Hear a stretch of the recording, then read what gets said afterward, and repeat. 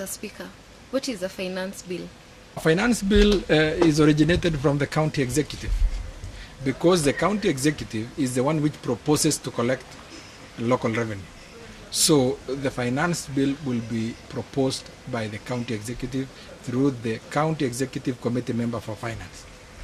Then it is submitted to the county assembly, which is a people's representative, for purposes of consideration as to its legality, constitutionality, fairness, and to ensure that it is in consonant with the general principles of taxation before the county assembly passes it.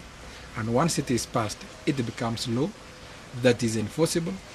And the county executive committee member for finance is given an opportunity to decide when to operationalize a finance bill.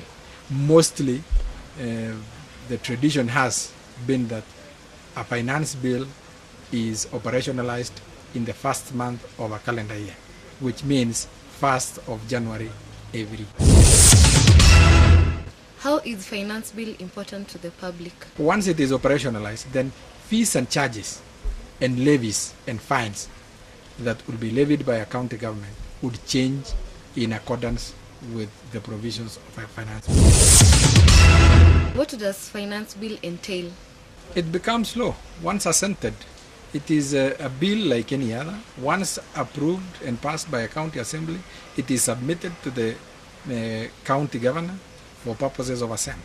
Once the governor has assented to the finance bill, it will be sent for gazettement in the Kenya Gazette by the national printers.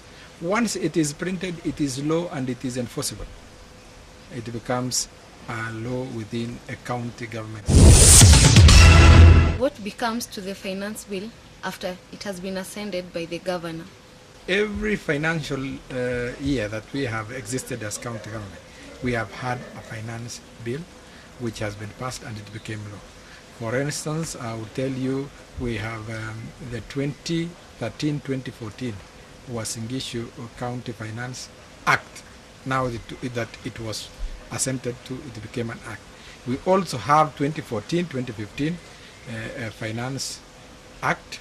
We now have in the county assembly the 2015-2016 finance bill, which is under consideration at the committee level. It has already gone through first reading. Then it was taken for public participation, where the public is called upon to give their views on the various charges that the county government intends to charge within the next financial year, or rather within the next calendar year. Can finance bill be amended?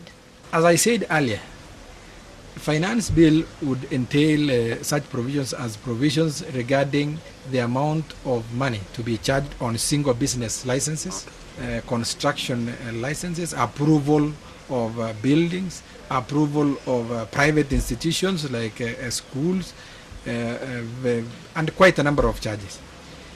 A finance bill, just like any other bill, can be amended at any stage before it is passed into law. That means from the time it is introduced to the county assembly as a bill in the first reading, it can be amended at that particular stage of second reading, which is the committee stage, or third, before the third reading, which is the final pronouncement that it has been passed. Thereafter, when assented to by the governor, it becomes law. And any law can be amended by an amendment bill. So a finance bill can be amended anytime, so long as good reasons have been shown that it should be amended for a given purpose. Then the amendment proposal will come either from the county executive or even from the county assembly, or from members of public through a member of county assembly, or even from a lobby group who have an interest and feel that charges which have been put, or rather placed, fixed, are high and perhaps not fair to the economy, not fair to the people who are paying. then it can be amended through introduction into the House of an amendment bill to amend that particular finance bill.